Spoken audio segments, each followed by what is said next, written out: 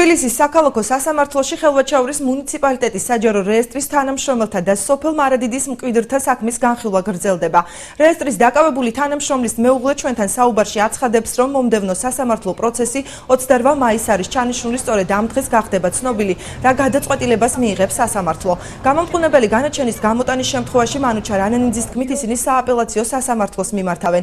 რაც შეეხება 7 მხატველს, რომლებიც ასევე საქმეში დომინირებდნენ, ისინი 17 აპრილს სასამართლო გადაწყვეტილების გამოცხადებამდე დარბაზიდან გაათავისუფლეს. სოფელ მარადიდის 42 მკვიდრის დაკითხვა კი გრძელდება. ჯანმრთელობის მდგომარეობა დამაკმაყოფილებელია. ზოგადად ვიცოდი, რომ ამის შესახებ მიმდინარეობდა გამოძიება.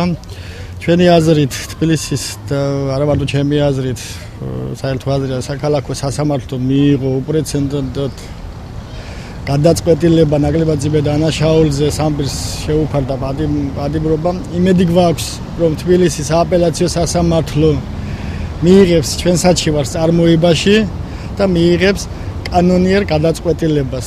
მივმართავ საქართველოს პარლამენტის დეპუტატებს, განსაკუთრებით ყოფილ ადვოკატებსა და უფლებადამცველებს, საქართველოს იუსტიციის მინისტრს და სახალხო დამცველს შეისწავლონ და დაინტერესდნენ ხელვაჩაურის სარეგისტრაციო სამსახურის თანამშრომლის საქმით. სახესე გვაქვს ადამიანის უფლებების უხეში დარღვევა, რადგან ქალაქ თბილისის საქალაქო სასამართლოს მოსამართლემ არსენ კალატოზიშვილმა სრულიად უსაფუძვლოს კანონის უხეში დარღვევით აღნიშნული თანამშრომლები დატოვა პატიმრობაში, რადგან კიდევ განმარტავ, რომ გულგრილობა არ არის ესეთი ძიმე კატეგორიის დანაშაული, რომ გირაოც არ შეუფარდა